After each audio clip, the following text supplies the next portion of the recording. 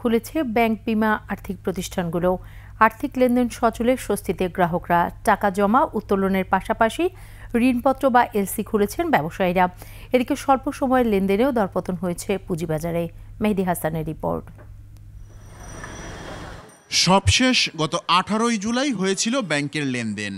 এরপর কোটা আন্দোলনকে ঘিরে দুষ্কৃতিকারীরা সহিংসতা করলে সাধারণ ছুটির আওতায় গত রোববার থেকে মঙ্গলবার পর্যন্ত বন্ধ রাখা হয় ব্যাংক। এমন লম্বা বিরতির জন্য প্রস্তুত ছিল না কেউই। টাকা জমা উত্তোলন করতে পারেননি গ্রাহকরা। তবে স্বাভাবিক পরিস্থিতি ফিরে আসায় বুধবার স্বল্প পরিসরে চালু হয়েছে ব্যাংকিং কার্যক্রম। স্বস্তি ফিরেছে মানুষের মাঝে। বাইরে কোনো সমস্যা এখন পর্যন্ত ফেস করি নাই, তো সব মিলে এখন কমফোর্টেবল আছে। ব্যাংকে যখন ফার্স্ট আওয়ারে আসলাম তখন দেখলাম আমাদের সার্ভারের প্রবলেম হচ্ছে, তো সেক্ষেত্রে কিছুদিন একটু বিড়ম্বনায় পড়তে হয়েছে। তো 1 আওয়ার পর আবার দেখলাম সার্ভার আসছে, তখন আর কি আমি টাকা উইথড্র করতে পেরেছি। ব্যাংক বন্ধ থাকায় আমদানি রপ্তানির কার্যক্রমও আটকে ছিল। ব্যাংক লেনদেন চালুর পর ঋণপত্র বা এলসি খোলা ও নিষ্পত্তি শুরু হয়েছে।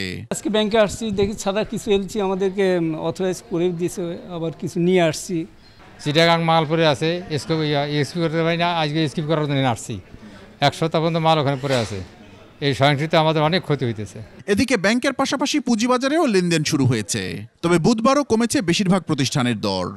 আসলে দেশের সার্বিক অবস্থা তো ভালো না থাকার প্রভাবটা মার্কেটের উপর সবসময় এর আগে পড়ছে, এখনো দেখা যাচ্ছে।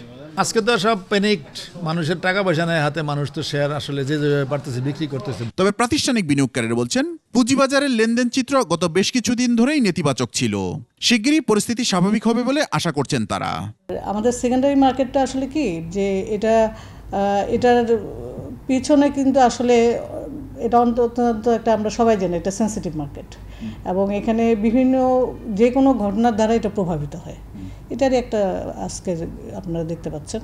তো আমি আশা করব যে এটা অচিরেই সবকিছু স্বাভাবিক হয়ে আসবে। বুধবার ঢাকা স্টক এক্সচেঞ্জে মোট লেনদেন হয়েছে 159 কোটি টাকা, আর সাধারণ সূচক কমেছে 95 পয়েন্ট। মেহেদী হাসান, 21 টেলিভিশন, ঢাকা।